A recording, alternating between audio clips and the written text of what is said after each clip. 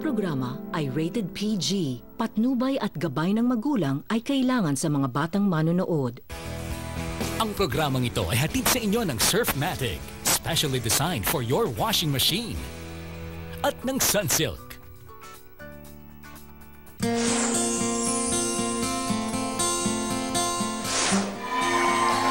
Hello! Isang napakasayang araw po mga kapatid. Gusto ko makita ang mga kamay. Sino ba dito ang na-broken hearted na kahit minsan sa kanilang buhay? Please. Uy, umaming kayo dyan. Sino? Ayan, dito meron at least, di ba? Okay. Ano ang ginagawa mo kapag broken-hearted ka? Sino unang... Okay, ikaw. Nagkukulong po sa kwarto, tapos hindi po nakikipag-usap sa pamilya. Parang ayoko muna ng may maano sa akin. Ilang araw? Gano'ng katagal? 3 days po.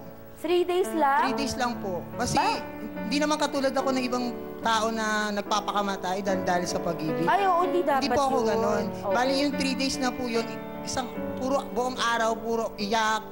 Tapos, sa music ng mga kanta niyo po. Ay, naku, ganyan din ako. Saronyan po kasi ako. Thank you! Ang ganda ng taste mo! Thank you! At isa na lang. Ay, ikaw nga! Jingle, ikaw, paano ka ma-broken-hearted? Ako, nagwawala ako minsan eh. Paano? Kung ano yung madampot ko na yung bagay na, bawa baso. Patali, meron? Hindi kasi yun eh, crush ko kasi yun, kasama ko sa church. Kasama mo sa? Sa church po. Kasama mo sa church? Opo, kasama ko po yung dati sa choir. Bali, nagkaroon ako ng crush sa kanya, yung parang na-develop din. Opo. Okay, so tapos nun, after that, umiiyak ka. Opo, umiiyak din po. Hindi ka naman nag-iisip na sakta ng sarili mo. Ay, hindi po. Tama yun. Okay. Basta hanggang basag lang tayo ng baso, diretso sa basurahan. Apo. Okay, very good. Okay. Sharon yan. Okay. Thank you. Ako naman, gusto niyo bang malaman paano ako pag broken-hearted? Okay. Pag broken-hearted ako at di ko na kaya, nagbabalikan kami. Tapos, magbe-break ulit kami. Tapos, magbabalikan ulit kami. Ganyan lang naman. Pero yung totoo po, pag talagang it can't work anymore, nakaranas na rin siyempre ako maging broken-hearted. Hindi lamang once, not just twice, not just thrice. Alam niyo naman ang history ng buhay ko. Dahil makikilala mo lang talaga ang isang tao kapag boyfriend mo na siya. Hindi naman ibig sabihin nun sinusuko lagi ang bataan. Kailangan lang magkakilala kayong mabuti. Kaya minsan merong relationship na tumatagal, minsan umpisa pa lang alam mong it can't work, so wag mo na ipilit, di ba? Kapatid, ano nga ba ang mga pinagdadaanan ng broken-hearted na tao? Ano ba ang matinding epekto sa atin ng pagkabigo sa pag-ibig? At paano nga natin tutulungan ang kapatid na heartbroken para malampasan ang pagsubok na ito kahit sarili natin paano natin tutulungan. Sabay-sabay po nating alamin yan. Where do broken hearts go? Where do they go? Ako po si Sharon, kasama mo kapatid. Kahit maputing na ang buhok ko,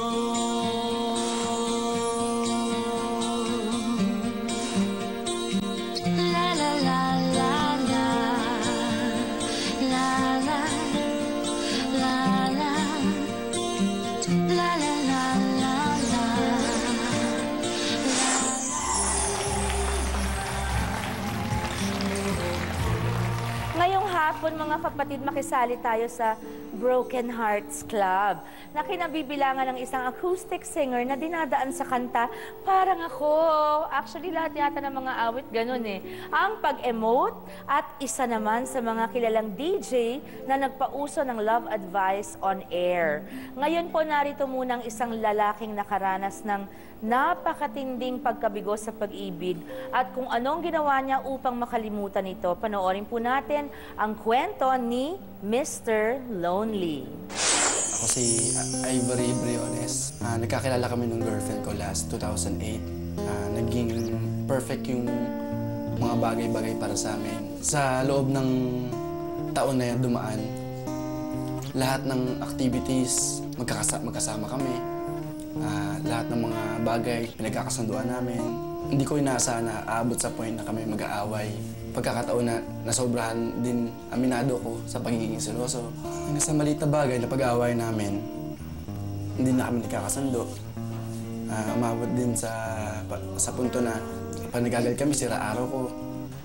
Alos hindi ko kayang kumilos pag galit kami. Isang araw, nung katindihan ng away namin ay hindi ko alam kung ano pumasok sa isip niya. Hindi niya na ako pinuntahan. Hindi nag-text. Wala kahit ano. Umabot sa point ako na-depress. Ito. Isang gabi, nalasing ako. Napadaan ako sa isang tindahan kung saan doon ko nabili yung panlinis ng silver. Kasi parang naisipan ko na siguro kung mamamatay ako, bigla, mawawala yung sakit, gagaang yung dibdib ko, wala na akong mararamdaman. Saan hahantong ang bigong puso ni Arvin? Alamin natin sa ating pagbabalik. Hindi mo na kinaya, so uminom ka ng lason. It's somewhere down the road. Our roads are gonna cross again. It doesn't really matter where. Ay matanda